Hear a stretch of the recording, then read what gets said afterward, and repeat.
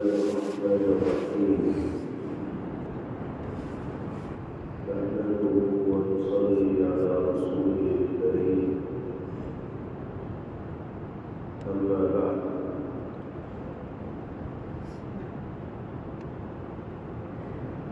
ایک ماہ تک سال چلنے والا ہمارا ہمدم اور جلسات رمضان المبارک کی شکل میں جدا ہو جائے معلوم نہیں زندگی میں دوبارہ اس ماہ مبارک کا ساتھ ہمارے اور آپ کے لیے مقدر ہے۔ اللہ کے سوا کوئی نہیں جانتا۔ باری تعالیٰ بار بار ماہ مبارک کی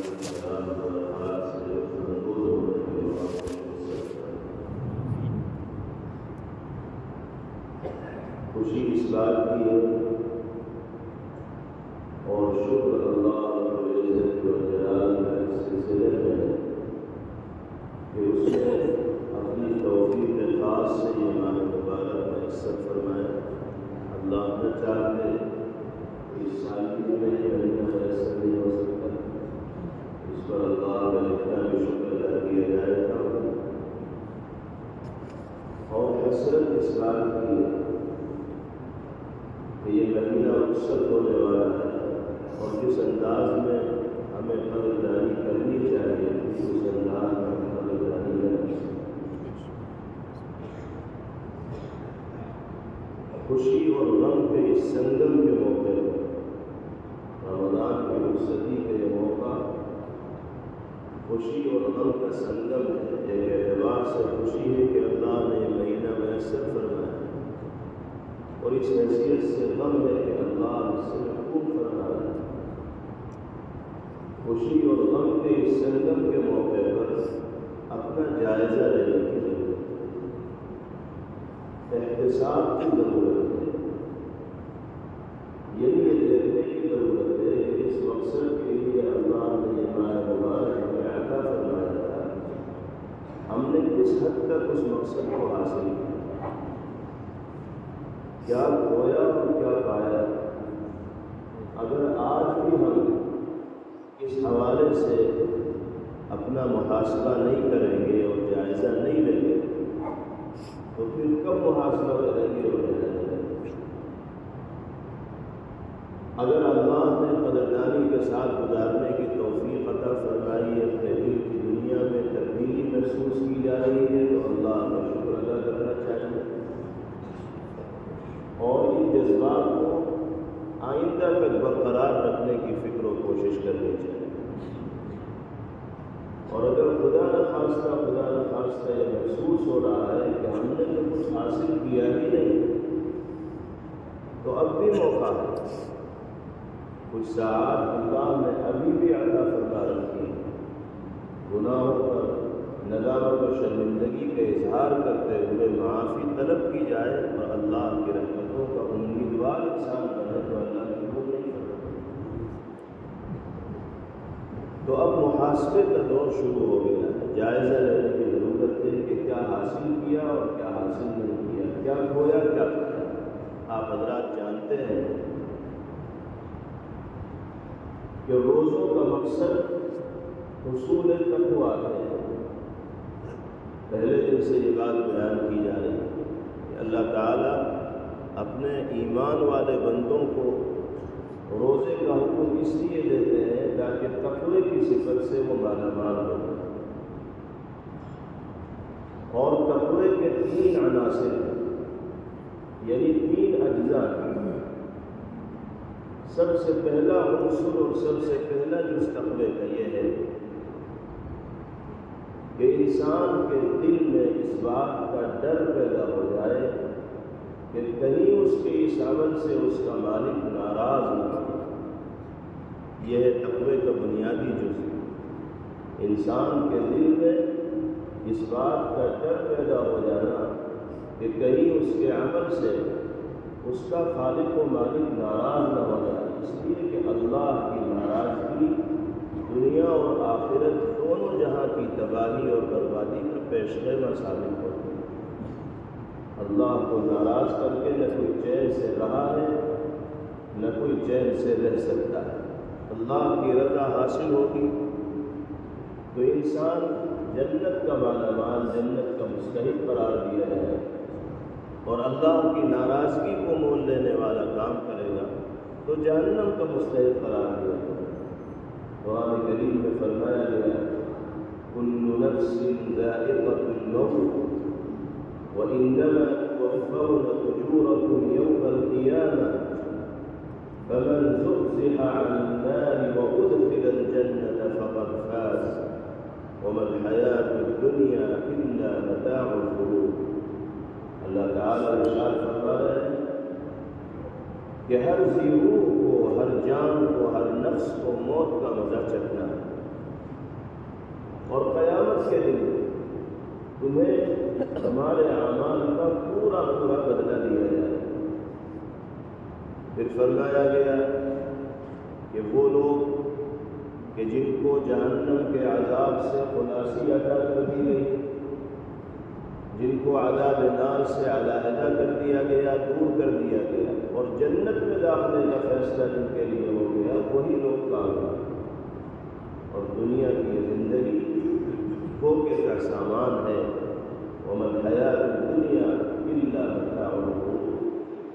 اس دھوکے کے سامان میں مبتلا ہو کر انسان اگر اپنی آخرت کو برباد کرنے والے اعمال کرے گا تو اس سے زیادہ بے عقل اللہ کی نگاہ میں کوئی تصور نہیں کیا جائے۔ روزے کے مقاصد میں بنیادی مقصد تقوی کا حصول ہے، اور تقوی کے عناصر میں پہلا عنصر اور پہلا جز یہ ہے کہ ایمان والے کے دل میں اس بات کا ڈر پیدا ہو جائے کہ کہیں اس کا مالک اس کے اس عمل سے ناراض نہ ہو۔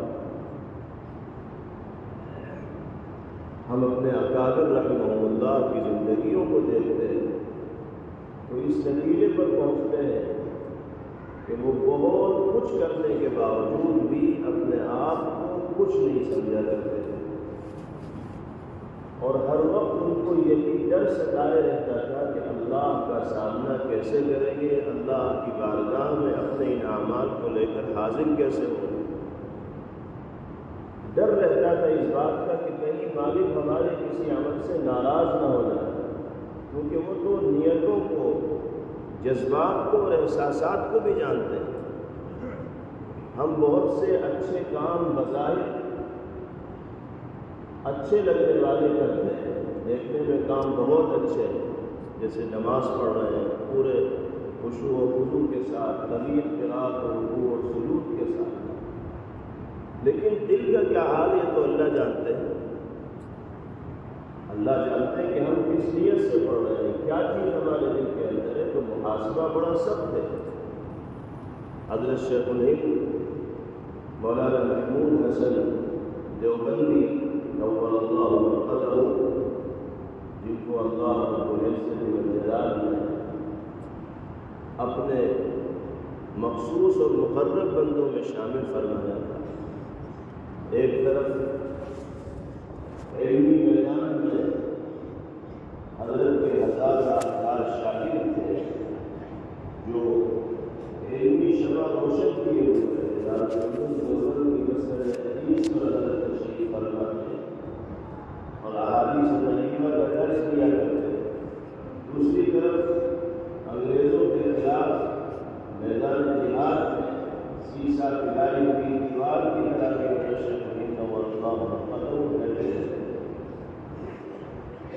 اور وطن کی آزادی کی جدوجہد کے سلسلے میں حضرت کی گرفتاری عمل میں آئی تو مالکہ جب کا مشقت کی زندگی ہوئی، واقعہ تفصیل ایک مرتبہ حضرت جیل میں بیٹھے ہوئے بڑے افسردہ تھے اور رو رہے تھے، ساتھیوں کو اور شاگردوں کو تشویش ہوئی، اور قریب آ کر پوچھا کہ حضرت کیا بتائے، کیا گھر والے یاد آ رہے ہیں، یہ سزا کی سختی کا اثر ہے کہ آپ کی آنکھوں سے آنسو جا رہے ہیں، سمجھنے لوگ وہ نہیں ہے میرے گھر والوں کی یاد میں رو رہا ہوں کہ اس طرح کی سختی کی وجہ سے رونا مجھے اس بات پہ آ رہا ہے کہ نہ معلوم ہمارے یہ عبادات، ہمارے یہ پیاریات، ہمارے یہ محنتیں اور کوششیں اللہ کے یہاں مقبول ہوں گی۔ میرا مالک بڑا مستقل بے نیاز ہے، اسے کسی کی عبادت کی اجازت کی کوئی نہیں، اس کے اختیار میں ہے وہ کس کے عمل کو قبول کرے اور کس کے عمل کو قبول نہیں۔ مجھے جو چیز فکر میں مبتلا کیے ہوئے ہے اور اس کو سوچ سوچ کر رونا آ رہا ہے، یہ معلوم یہ اعمال مقبول بھی ہوں گے یا مقبول نہیں۔ اب حضرت سے نہیں نمبر جیسا برگزیدہ انسان اگر اپنے اعمال کے سلسلے میں اس طرح کا احساس نہیں کر رہا تو ہم جیسے گنہگاروں کے لیے اس احساس کا دل کے اندر ہونا کتنا لازمی اور ضروری ہے۔ ہماری صورتحال میں یہ ہے کہ 5 نمازیں واجبات پڑھ لیتے ہیں تو سمجھنے لگتے ہیں کہ ہم سے بڑا متقی اور پاکستان اور وہاں ساری زندگی خدمت دین کے لیے وقف کر دی، اس کے باوجود بھی دل کی کیفیت یہ ہے کہ معلوم یہ اعمال بارگاہ الہی مقبول ہوں گے۔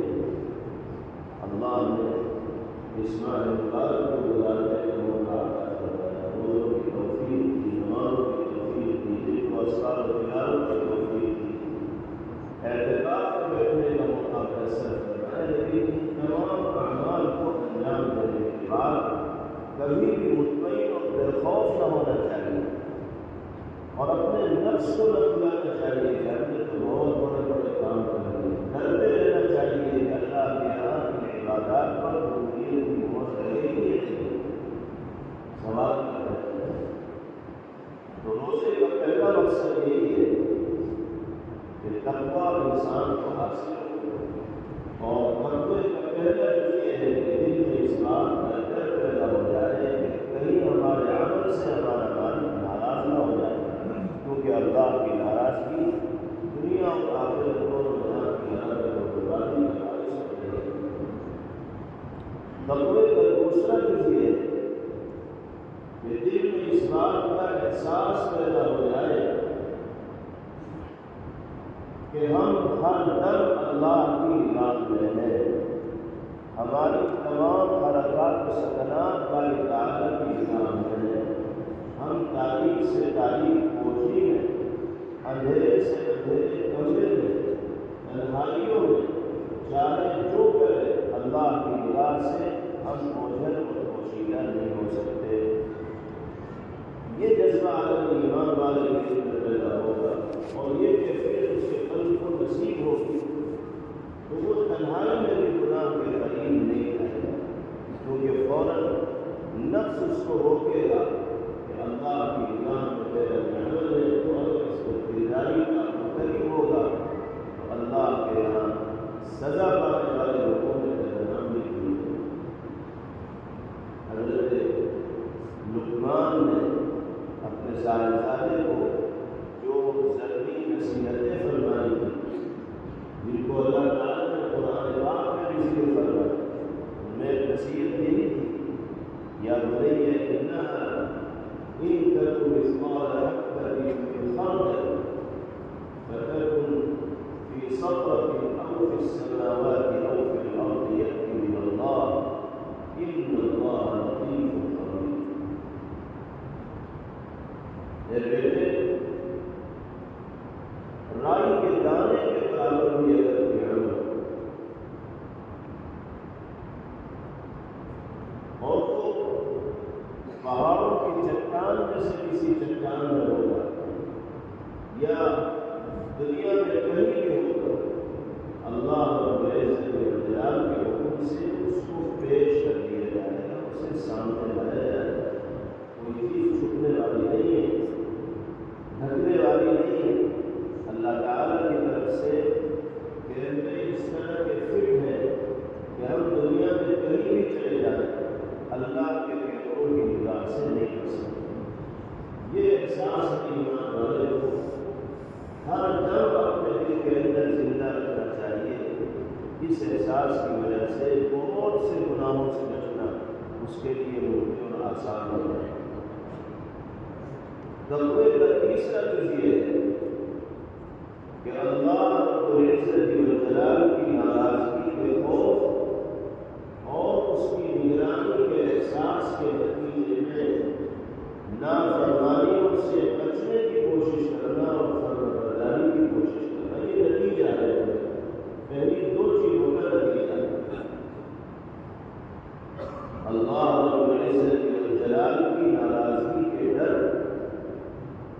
اور اللہ کی نگرانی کے احساس کے نتیجے میں نافرمانی سے بچا جائے اور فرمانبرداری کی کوشش کی جائے۔ اللہ ہر وقت نگرانی میں لگے ہوئے ہیں اور کوئی عمل اللہ کے نگاہ سے غفلت اور پوشیدہ نہیں ہے۔ انسان کو فرمانبرداری کی کوشش کرنی چاہیے اور نافرمانی سے بچنے کی فکر کرنی چاہیے۔ یہ تقوی کے بنیادی عناصر ہیں۔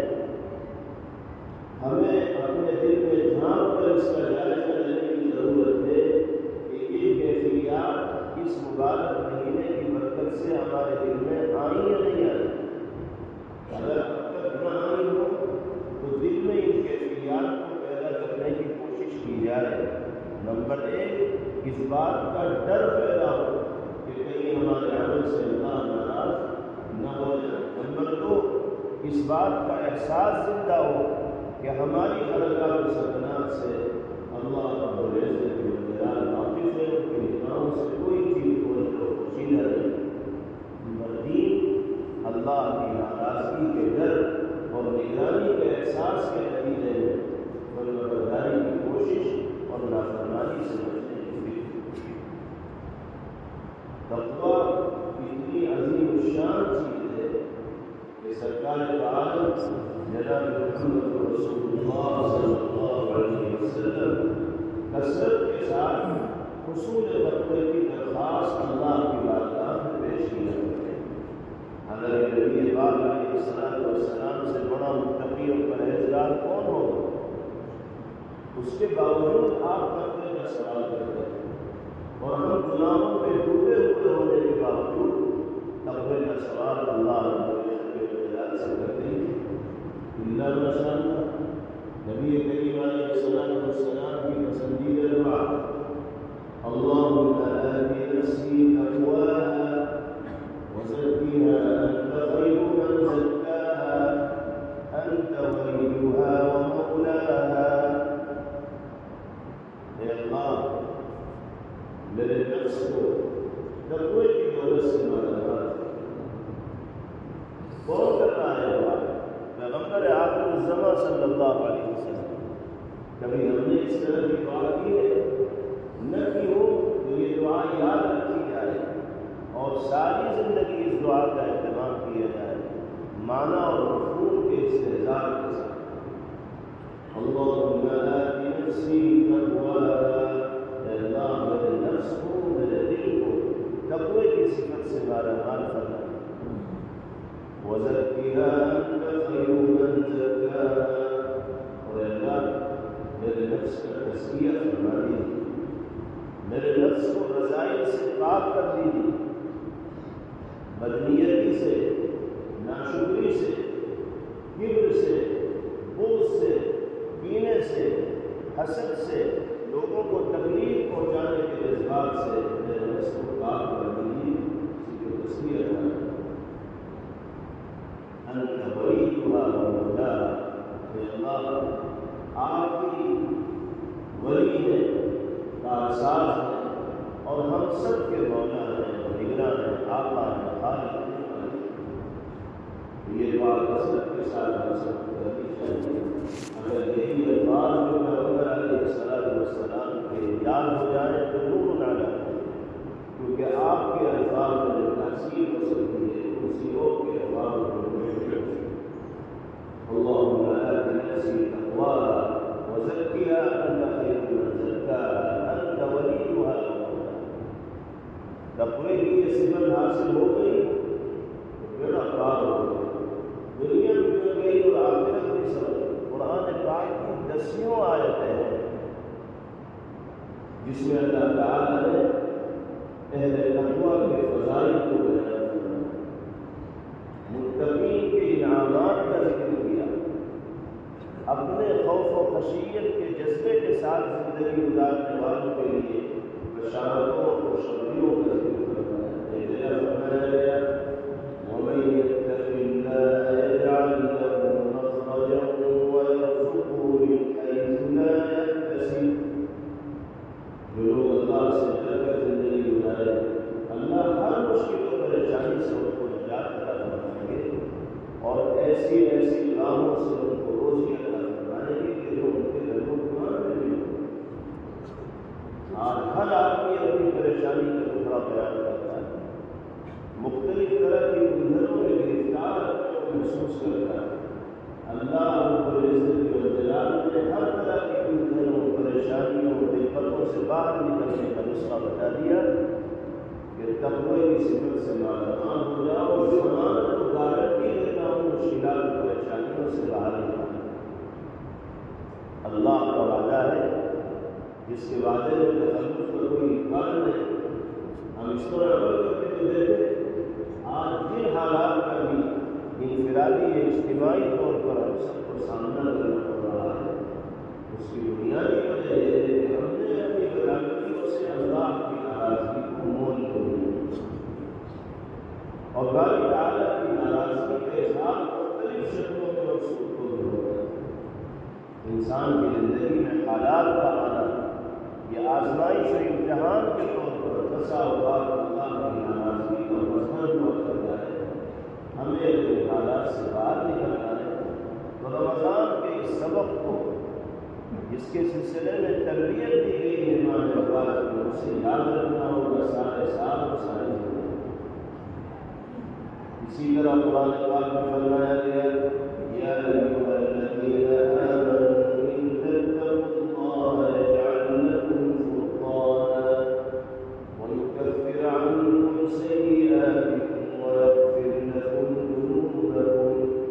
ایمان والو، اگر اللہ سے ڈر کر زندگی گزارو گے تو اللہ تمہیں فرقان دے گے۔ فرقان کا مطلب حق و باطل کے درمیان امتیاز کرنے کی صلاحیت پیدا کرنا ہے۔ تمہیں یہ قوت حاصل ہوگی کہ تم صحیح کو صحیح سمجھنے والے اور غلط کو غلط سمجھنے والے بن جاؤ۔ یہ بہت بڑی دولت ہے۔ انسان کو اگر فرقان کی دولت سے مالامال کر دیا جائے تو وہ کسی گمراہ فرقے کے ہتھے نہیں چڑھے، پھر کوئی شکاری اسے اپنے جال میں پھانسنے میں کامیاب نہیں ہو پاتا، اس لیے کہ اللہ نے اس کو یہ صلاحیت دی ہوگی کہ وہ حق کو حق کہنے والا، حق کو حق سمجھنے والا، باطل کو باطل کہنے والا اور باطل کو باطل سمجھنے والا، یہ صلاحیت تو حاصل ہوگی جب رمضان کا سبق ہمیں یاد رہے گا، یعنی تقوی سے ہماری زندگی روشن ہوگی اور آباد ہوگی۔ دوسرا انعام وَيُكَفِّرْ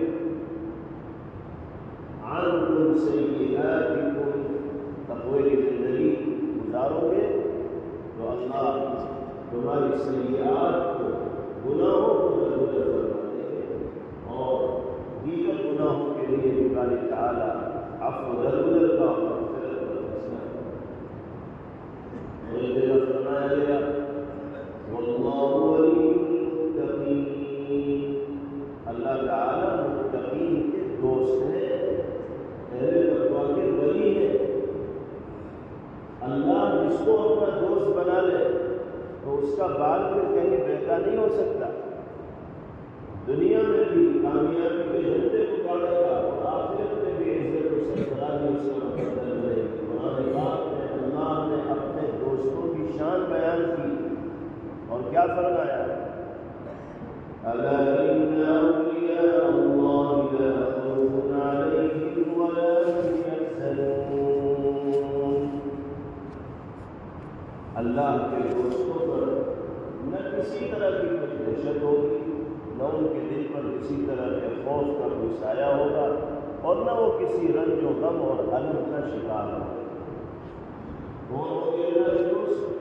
الذین آمنوا وکانوا یتقون، جو ایمان لائے اور تقوی کی زندگی لائے۔ لهم البشریٰ فی الحیاۃ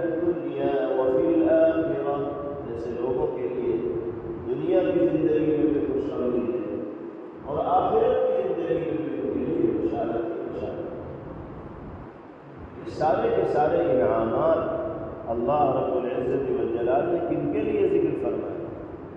جو روزے کے مقصد کو حاصل کرنے والے، رمضان کے سبق کو سیکھ کر زندگی گزارنے والے اور تقوی کی صفت سے مالا مال ہو کر دنیا کے خوشی والے۔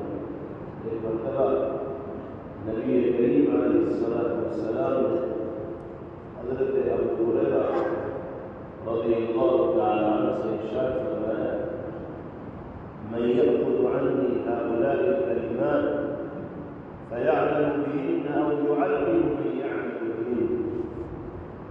میں 5 باتیں بتانے جا رہا ہوں، کون ہے جو مجھ سے ان 5 باتوں کو سیکھے، خود عمل کرے یا ایسے لوگوں تک یہ باتیں پہنچائے جو اس پر عمل کرنے والے۔ حضرت ابو ہریرہ رضی اللہ عنہ بڑے عرض کیا کہ یا رسول اللہ، آپ ضرور بتائیے تو خود بھی عمل کروں گا اور دوسروں کو بھی سکھاؤں گا۔ تو آپ نے اپنی انگلیوں پر 5 باتوں کو شمار کرا اور سب سے پہلے جو جملہ آپ نے ارشاد فرمایا وہ تقوی سے اتارا، فرمایا: اتق المحارم تکن اعبد الناس۔ تقوی کی صفت سے متصف ہو کر زندگی گزارنے والے بن جاؤ، گناہوں سے اپنے دامن کو پاک کرنے والے بن جاؤ، اللہ کی نگاہ میں دنیا میں سب سے بڑے عابد ظاہر بن جاؤ۔ اگر دل میں یہ خوف پیدا ہو کہ کہیں ہمارا یہ عمل اللہ کی ناراضگی کا سبب نہ بن جائے، تو تقوی انسان کو نصیب ہوا، اور ایسا انسان اللہ کی نگاہ میں سب سے بڑا عابد ظاہر ہے۔ دوسرے نمبر پر فرمایا: وَارْضَ بِمَا قَسَمَ اللَّهُ لَكَ تَكُنْ أَغْنَى النَّاسِ۔ اللہ نے جو نعمتیں، جو دولت، جو روزی، جو ساز و سامان تمہارے لیے مقرر فرما دیا ہے، اس پر راضی ہو جاؤ، یعنی قناعت کی صفت سے متصف ہو جاؤ۔ دنیا میں تم سے بڑا غنی کوئی نہیں۔ غنا صرف مالداری کا نام نہیں ہے، بلکہ اصل غنا دل کا غنی ہونا ہے، اور دل کے غنا کا مطلب اطمینان ہے۔ اطمینان پیسوں سے اور دولت سے حاصل نہیں ہوتا، اطمینان اللہ کے ذکر سے اور اس کے قرب سے نصیب ہوتا ہے۔ پھر فرمایا: احسن الی جارک تکن مسلما۔ اپنے پڑوسی کے ساتھ حسن سلوک کرنے والے لوگ اللہ کی نگاہ میں سچے پکے مسلمان قرار دیے۔ جو تیرے اندر پر فرمایا: وَأَحِبَّ لِأَخِيكَ مَا تُحِبُّ لِنَفْسِكَ تَكُن مُؤْمِنًا۔ اپنے بھائی کے لیے بھی وہی چیزیں پسند کرو جو اپنے لیے پسند کرتے ہو، سچے ایمان والے قرار دیے۔ اور آخری جملہ ارشاد فرمایا: وَلَا تُكْثِرِ الذِّكْرَ فَإِنَّ كَثْرَةَ الذِّكْرِ يُذْهِبُ الْقَلْبَ۔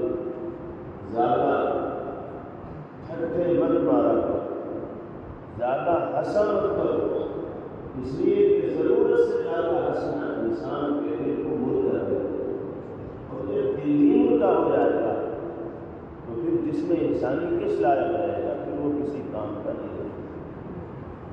انتہائی جامع نصیحت ہے جو چھوٹے چھوٹے 5 جملوں میں جناب رسول اللہ صلی اللہ علیہ وسلم نے اللہ ہم سب کو یہ مسائل پر عمل پیرا ہو کر زندگی گزارنے کی توفیق عطا فرمائے، اور رمضان کے مبارک مہینہ جو صدی کے قریب ہے، یہ جو سبق ہمیں دے کر جا رہا ہے، اللہ اس سبق کو ہمیں یاد رکھنے والے جو اہل دل ہوتے ہیں، اللہ والے ہوتے ہیں، ان کی زندگی سے جو رمضان فرصت ہونے لگتا ہے تو وہ ایسے ہی پلٹ پلٹ کے روتے ہیں جیسے ان کا کوئی عزیز دنیا سے ہے، اس لیے کہ انہیں روحانیت کا احساس ہوتا ہے، ماحول کی روحانیت کا ادراک ہوتا ہے۔ وہ سوچتے ہیں کہ ایمان مبارک گزر جائے گا کہ انوار اور برکات کہاں مشاہد ہے، دل کی دنیا کو اللہ آباد فرماتے ہیں، ان کا جو ذوق و شوق ہوتا ہے اور رمضان کے حوالے سے جو اشتیاق ہوتا ہے اس کا اندازہ نہیں لگا سکتے۔ یہی وجہ ہے کہ پیغمبر علیہ السلام رمضان کے آنے سے 2 مہینہ پہلے رمضان کے استقبال کی تیاریاں شروع کر دی، سبق آپ نے امت کو دیا، بزرگان دین اور مشائخ کا بھی یہ معمول رہا کہ ایک رمضان فرصت ہوتا تھا تو پھر پورا سال آنے والے رمضان کی تیاریوں میں اور شوق میں ہوتا تھا۔ اللہ کرے ہماری زندگی ایسی ہو اور ہمیں بھی انوار و برکات کا دل کی آنکھوں سے مشاہدہ ہو، اور جو تربیت اللہ نے اسلام مبارک کے ذریعے فرمائی ہے اس کے اثرات اللہ ہماری زندگی کے اوپر مرتب ظاہر فرمائے۔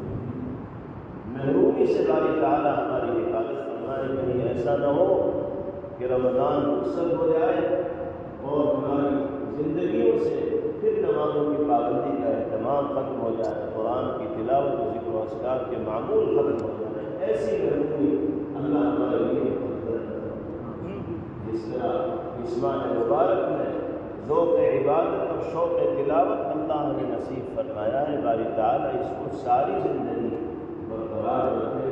وصلی اللہ تعالیٰ علی محمد وآلہ وصحبہ۔ Thanks for watching. Don't forget to like, comment, share and subscribe to Al Wahid channel.